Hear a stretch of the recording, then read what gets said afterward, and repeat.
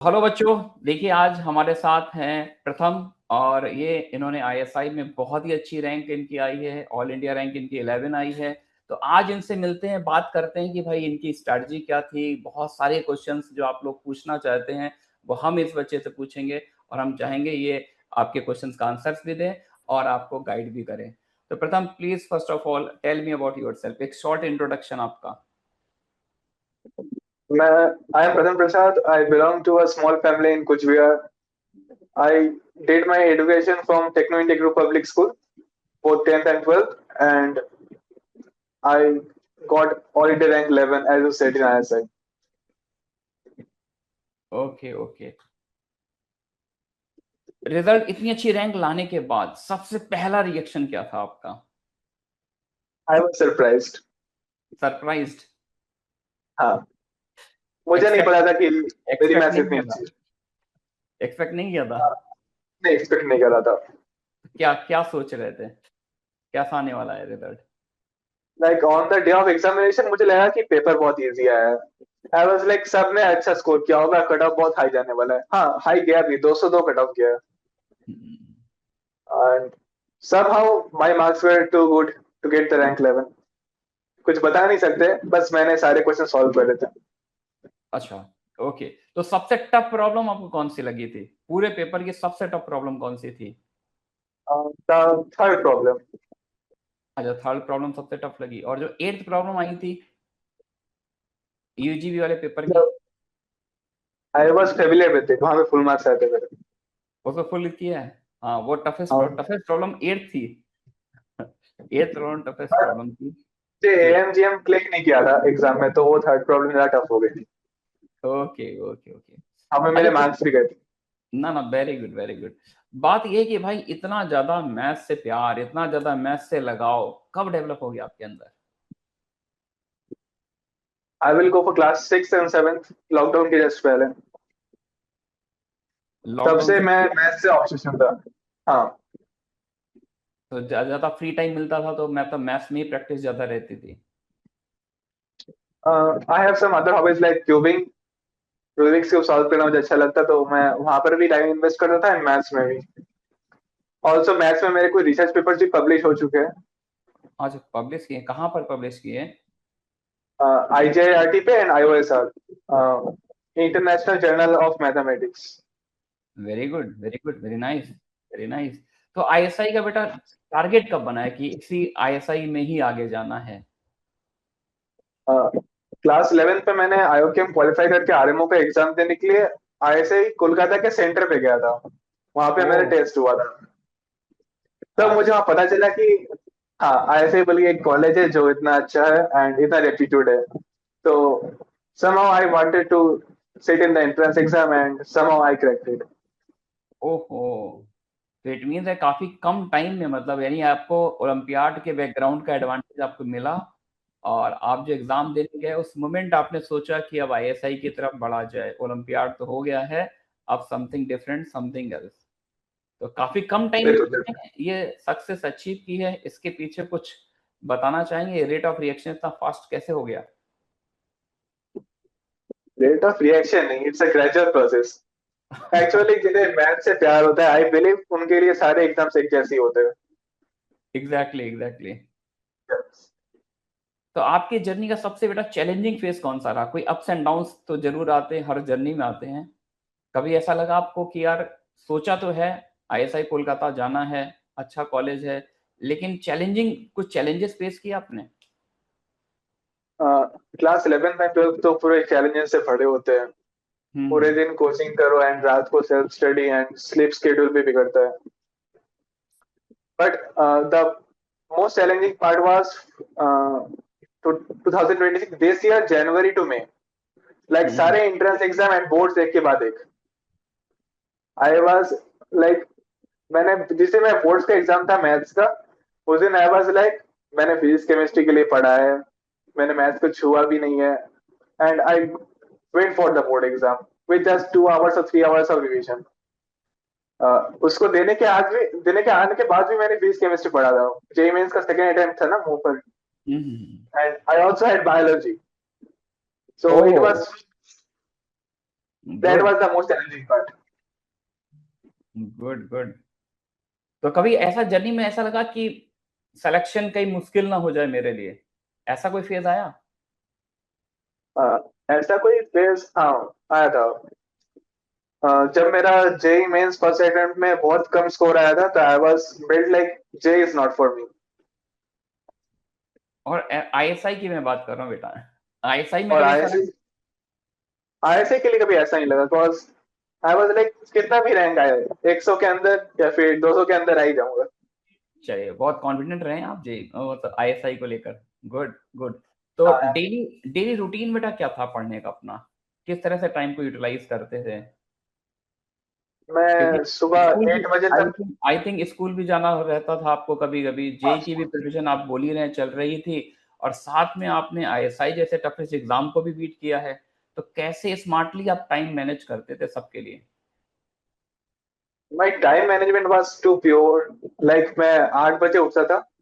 Like हम्म। Normally school रहने से मैं पहले उठता था। स्कूल नहीं आता, 8 बजे तक उठ ही जाता था। फिर 9 बजे तक मैं पढ़ने बैठ जाता था। फिजिक्स केमिस्ट्री वीक है, तो मैं उसको मॉर्निंग में करने की कोशिश करता था, 9 से 12 एंड 12 से 2 ऐसे स्लॉट्स होते थे। बीच में खाना पीना वो एडजस्ट करना पड़ता था। फिर उसके बाद आई वाज लाइक, अब बहुत पढ़ लिया, अब मैं मैथ्स पे जाता हूँ, तो रिलैक्स करने की जरूरत है। तो 3 बजे से लेके रात के 9-10 बजे तक मैं मैथ्स पढ़ता था। Also I am from research background also, तो उधर ज्यादा ऑब्सेशन था।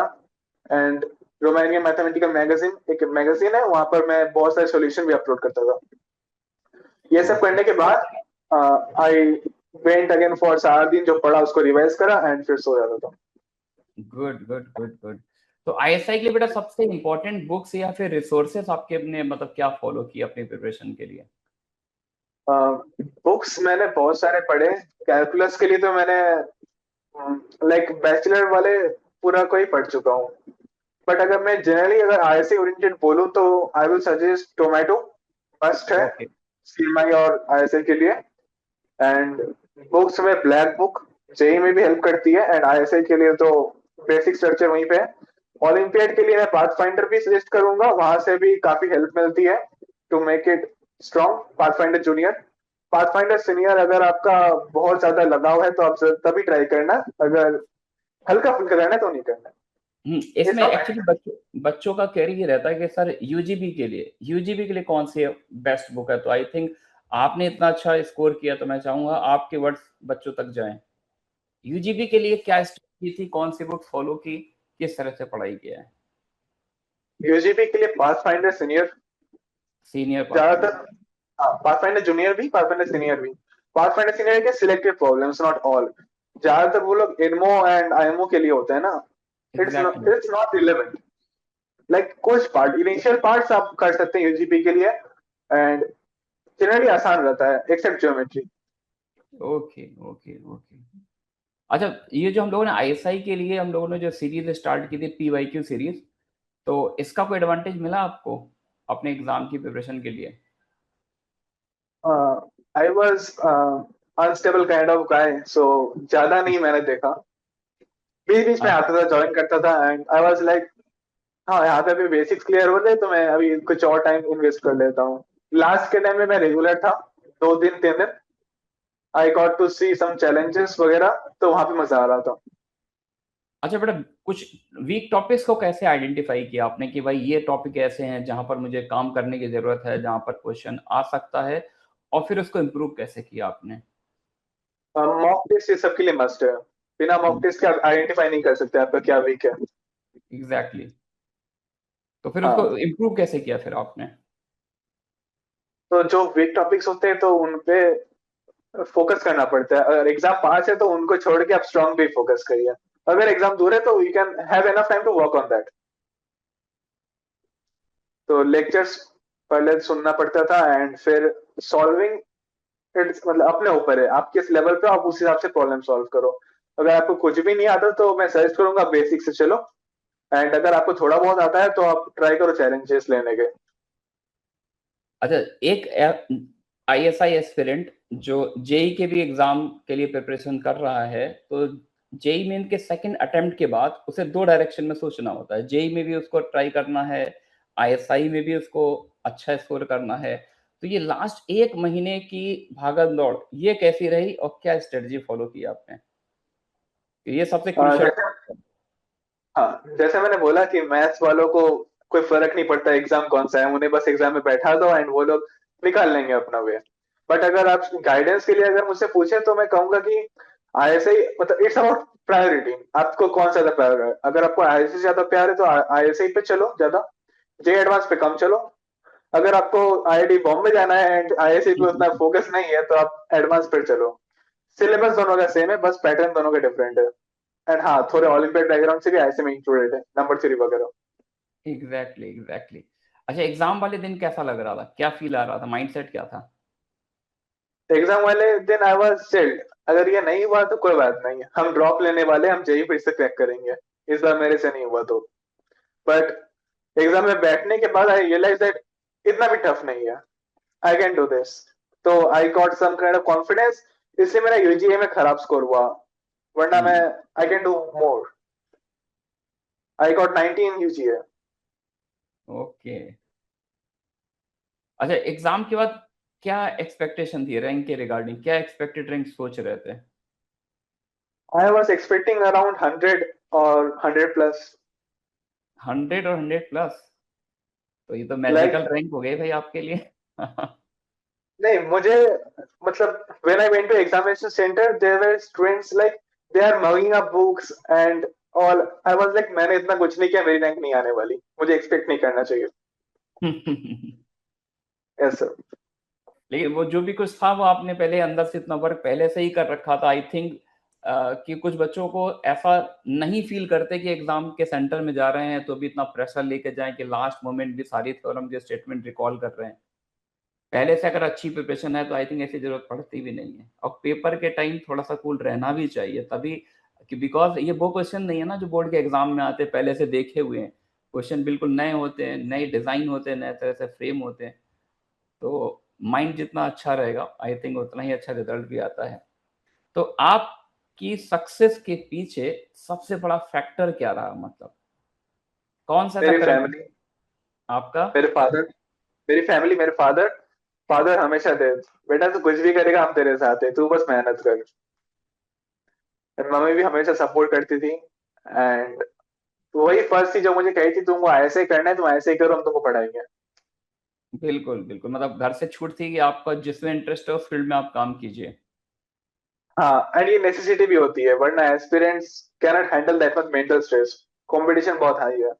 अच्छा, डिसीजन ये पूरा आपका ही था मतलब आईएसआई की डायरेक्शन में, या फिर कुछ पेरेंट का भी गाइडेंस था कि बेटा आईएसआई बेटर कर रही है इस टाइम पर, मतलब जेई के भी इक्विवेलेंट है, जेई के इक्विवेलेंट भी रिजल्ट्स मिल रहे हैं इसमें, तो कुछ ऐसा था घर पे? घर पे ऐसा माहौल था कि तुमको आईआईटी ही जाना पड़ेगा। कॉज बहुत सारे एक्सपेक्टेशंस थे घर वालों के कि आईआईटी इतना नाम करता है। बट जब आईआईसी की बारी आई तो दे वर लाइक तुमसे एडवांस में इतना कुछ नहीं हुआ तो आईएसआई का एक्सपेक्ट करना बेकार है। कहीं ना कहीं they were right. I was also like हाँ नहीं हो सकता है, but they were also like तुम्हारा मैथ्स इतना अच्छा है, तुम्हारा आईएसआई होना चाहिए। So there was a constant tension after JEE advanced results. Like मैं क्या करूंगा? But at last, when the results came out, I guess it's yesterday, we all were too happy and हो गया हम लोगों का। प्रथम, अच्छा एक बात ये बताइए, जैसे कुछ बच्चे हम लोग के पास ऐसे आते हैं जो ओलंपियाड बैकग्राउंड के नहीं होते, है ना, पढ़ने में अच्छे होते हैं, बहुत हार्ड वर्क करते हैं, लेकिन अब समहाउ वो उनको अवेयरनेस नहीं रहती है 9th-10th क्लास में कि वो भी ओलंपियाड की प्रिपरेशन करें, लेकिन जेई में वो कंसिस्टेंटली अच्छा स्कोर करते हैं, मैथ्स भी बहुत पसंद करते हैं।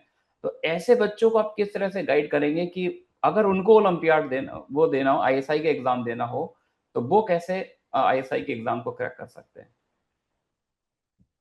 उनको अगर सिलेबस दोनों का सेम होता है, मोस्टली सेम होता है।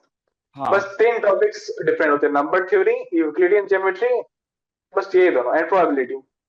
कॉम्बी तो सेम ही है, हाँ, कॉम भी सेम ही है। बस अलजेब्रा सेम है। ये तीन ये तीन बाहर से आते हैं। तो hmm. They can put extra effort in their subjects, and जो जेई के पर्सपेक्टिव से है, they can go for challengers. मैंने बुक्स मेंशन करी, वो बुक्स बहुत अच्छे हैं, उन पे अगर कमांड बनाई जा सके तो और अच्छी रैंक भी ला सकते हैं।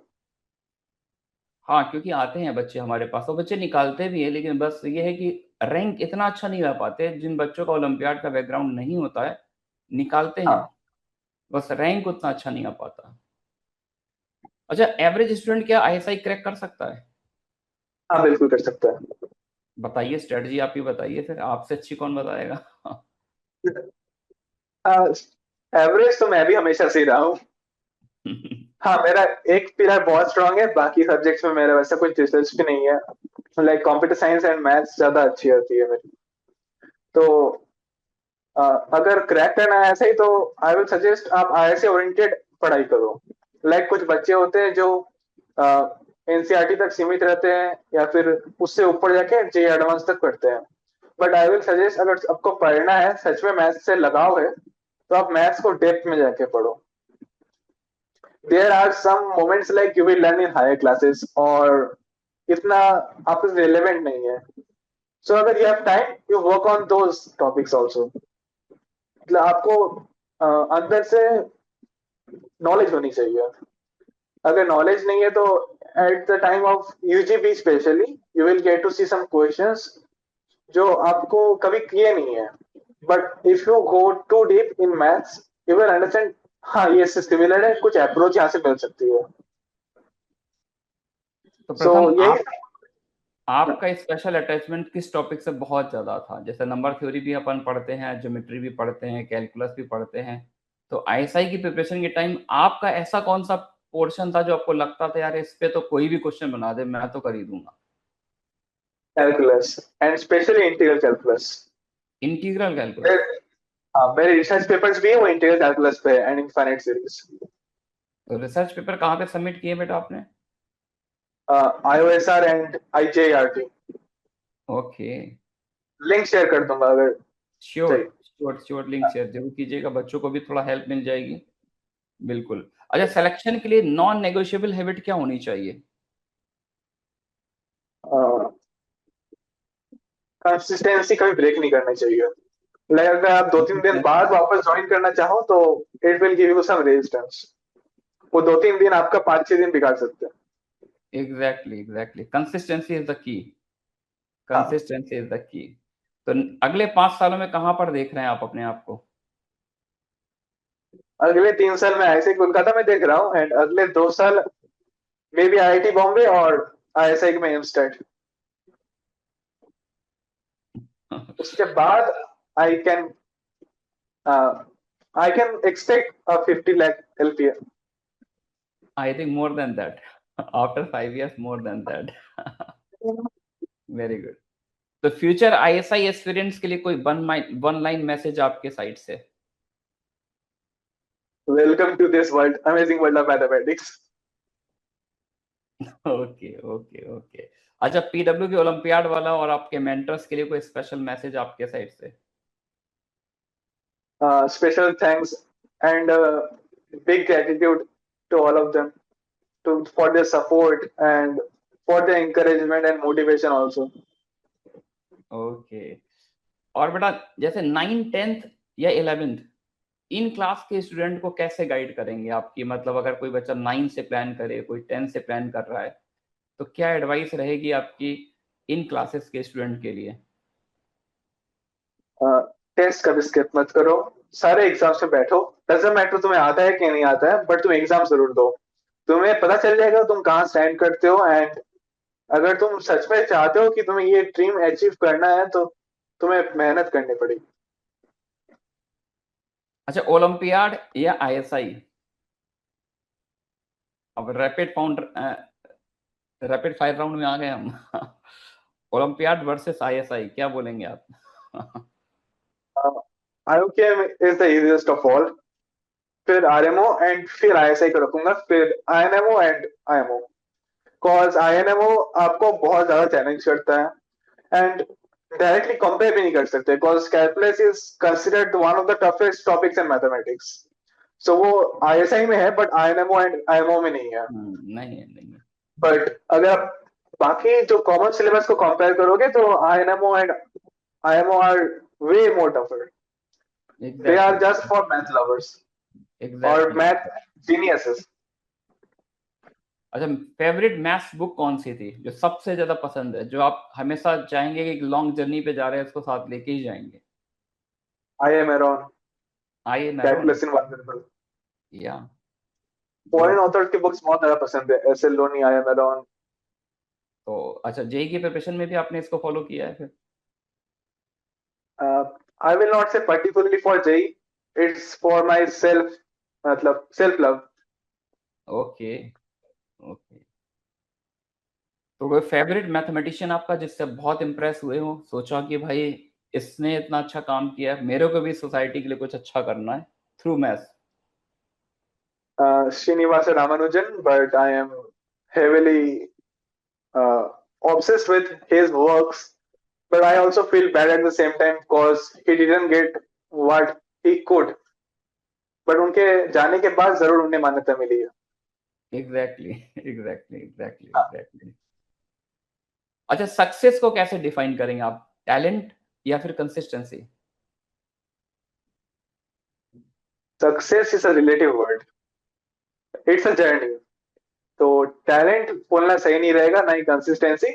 इट्स अबाउट योर मोटिवेशन और द एक चाह होनी चाहिए। दोनों का ही कुछ ना कुछ वेटेज होना चाहिए। हाँ, सिर्फ करेक्ट टैलेंटेड है, कंसिस्टेंट नहीं है, आई थिंक तब भी सक्सेस नहीं मिलेगी। Consistent correct. है, अगर लॉन्ग कंसिस्टेंट आई थिंक तो सक्सेस मिल सकती है, लेकिन दोनों का अगर कुछ ना कुछ मिक्सचर होगा तो आई थिंक एक ग्रेटर अचीवमेंट मिलेगा, जैसे आपने अचीव किया है। तो मैंने काफ़ी सारी बात की है आज, प्रथम ने बहुत इस सेशन में बहुत अच्छी-अच्छी बातें बताई हैं। आई थिंक काफ़ी सारे बच्चों को मोटिवेशन भी मिलेगा, और जैसा कि प्रथम ने खुद भी ये एक्सेप्ट किया है कि सर मैं बहुत ज़्यादा ब्रिलियंट नहीं था पढ़ने में, एवरेज ही अपने आप को काउंट किया है। और आप लोग देखिए कि एक एवरेज बच्चा खुद अपने आप को काउंट कर रहा है और इस लेवल का अचीवमेंट है। तो आई थिंक आप सबको, सारे बच्चों को अपने क्वेश्चन के आंसर मिल गए होंगे। तो वन लास्ट लाइन प्रथम आपके मुंह से हम सुनना चाहते हैं, उसी के साथ इस सेशन का एंड करेंगे। आप गाइड कीजिए, एक वन लास्ट लाइन आपके साइड से। लास्ट लाइन ऐसे पूछना। Okay, to all my juniors and future aspirants, I will suggest you to be consistent and be hardworking with your dream, and I would be happy wherever you go in your life. Thank you. Okay, thank you Pratham, thank you very much. Thank you, sir. Okay.